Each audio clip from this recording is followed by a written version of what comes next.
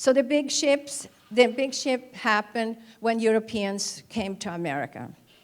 And they brought with them the habits from Europe, which had happened, many, many hundreds of years ago, where they were culturing, they had farming for cattle, and they had, the chickens. They brought with them, actually, the honeybee, and that was not a good thing. You hear about the honeybee. We had plenty of bees, but the honeybees kills other bees. So I just learned that. It was not a good thing. And they also brought with them the red crawler, which actually is not a good thing. Probably innocently came with the boxes or cages that they had with them. But that also destroyed the floor. But when the population grew worldwide, people killed the predators who were competing with them as they raised animals for food. They began clearing land for agricultural farming. This was the start of the disruption of our delicate ecosystem. So we killed the predators. So we talked to a biologist from Northwest Washington State, and she said, this is the problem. So we killed all the predators. Now we have deers all over the place, deers everywhere, because they have no predators. The bears are gone, the wolves are gone, foxes are gone. There is a reason why we have all these animals to take care of a system. So now people were told, get your guns out there, shoot all you want. Terrible, terrible, because these deers have their families. They are mothers, they are fathers. It's not their fault that we created a system where they now are a victim. In the US, over a 200-year period, between 1600 and 1800, 80% of the forest past coast, east of the Appalachian Mountains were removed.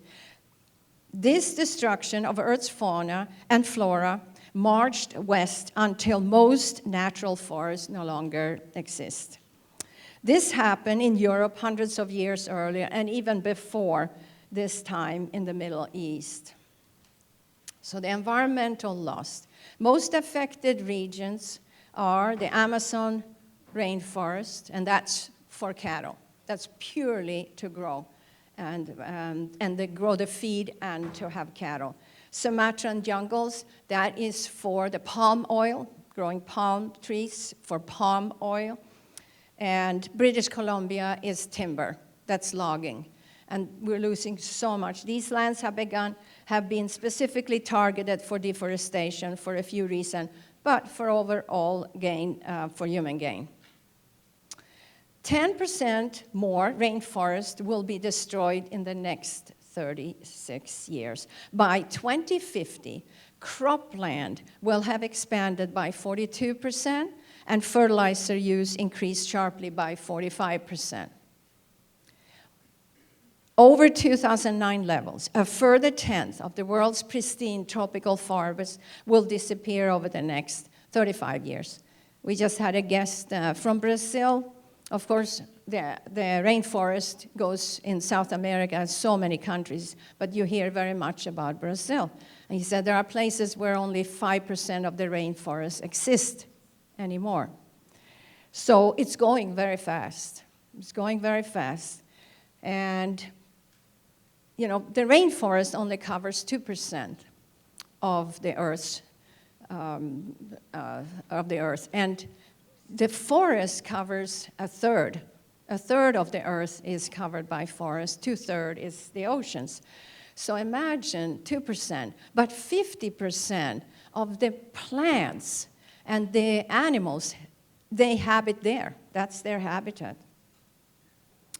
So we use these fertilizers. These goes into our water. It goes into our food. And they give us problems, like anything from neurological problems, like you have Parkinson, you have MS, you have autism, you have cancer, you have the respiratory problem. It just goes on and on and on. That's how we pay for this. And, working in this field for so many years, it's like people are getting sicker. People are not getting healthier. You keep hearing that, oh, we're getting healthier. No, we're eating more meat than ever. We're drinking more milk. We have more dairy products than ever. And, you will hear Colin Campbell later, and of course his research, the China study, will tell you dairy is the most cancer-causing of all food, number one. So when did we ever think that we needed to drink cow's milk, drink milk from another species? It's just, it's mind-boggling that we even went that far.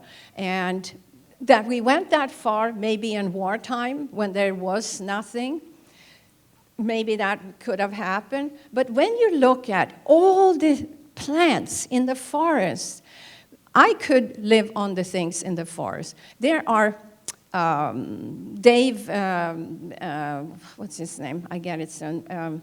He brought about designing a polyculture in your garden.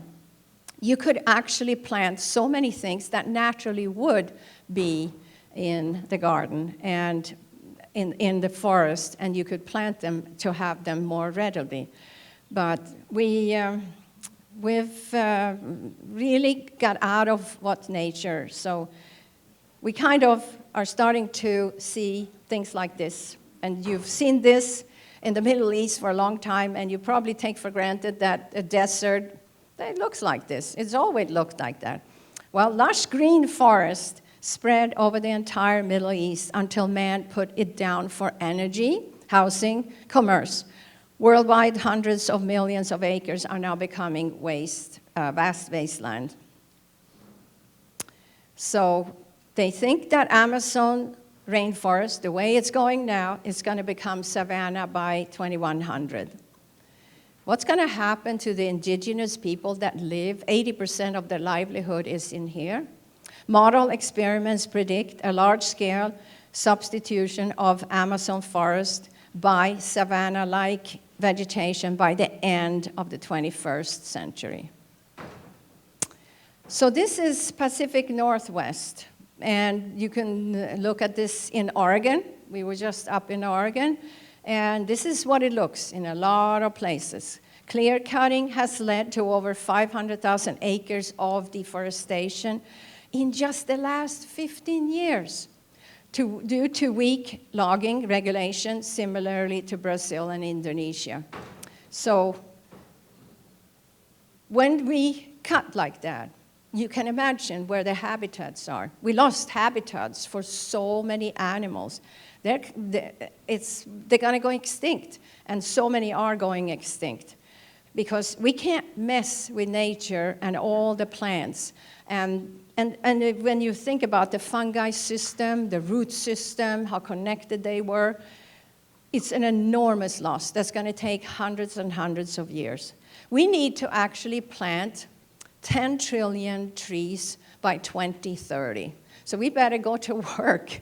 We better all start planting. We've planted at the Institute in Florida 3,500 trees, and we constantly bring more trees in to bring the beauty and the health that nature brings all of us.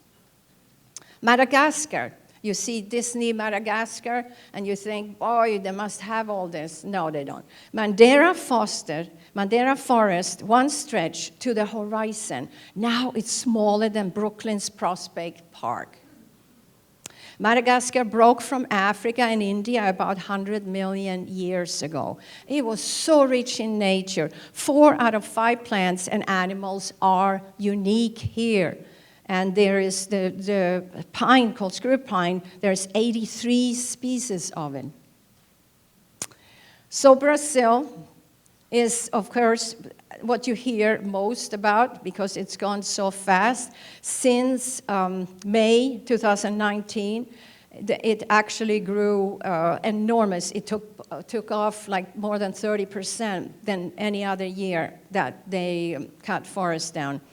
And this is Carlos Noble, who is professor at University of Sao Paulo, and he says Today, we stand exactly in a moment of destiny, and the tipping point is here now.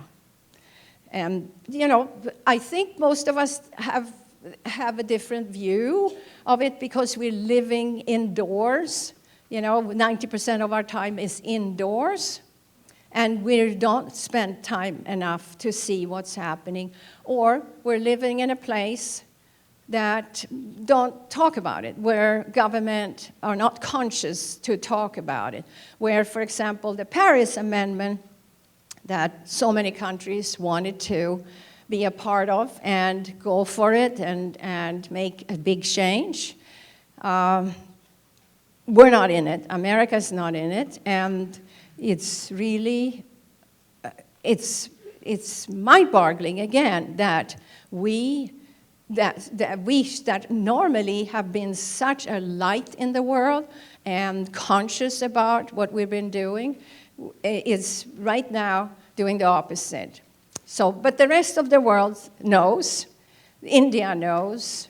South America knows. Europe knows that we need change. We need big-time change. And the thing is that most people think, well, okay, so we got to go. We got to go free. Our cars got to be electric, and we got to move the emissions down. And they're missing the trick. Yes, it will help. But the biggest trick is that we all need to go plant-based. That is the only thing that's going to save all of us, save forests. Because as long as we eat meat, as long as we eat those burgers, and I'm talking meat burgers, as long as we're eating that, as long as we want chickens, as long as we want milk, as long as we want eggs, we will have deforestation. And that definitely will go on if we don't change. So you each can take this responsibility of going plant-based. And if you go plant-based, you are doing an amazing thing for the world to come, for the kids, the Gretas that are out there. And I'm so proud, I'm being Swedish for Greta that's talking and being an example for the youth. And yeah, let's give her an applause. She's sacrificing her time. She is not finishing school. This is so much more important for her than anything else. And, we look at these things and we're like, well, we're all dependent. We're all under one closed globe. We have one atmosphere. So what's happening in Brazil happens to us. When the nuclear accident happened in Fukushima, you know that radiation is here now. It's on the East Coast. It's in Florida. It's up here, right? We're not like we've been saved. Oh, it happened far away. It happened in Russia. Being Swedish, Chernobyl, when that happened, that all came with rain, and that rained all over Swedish land.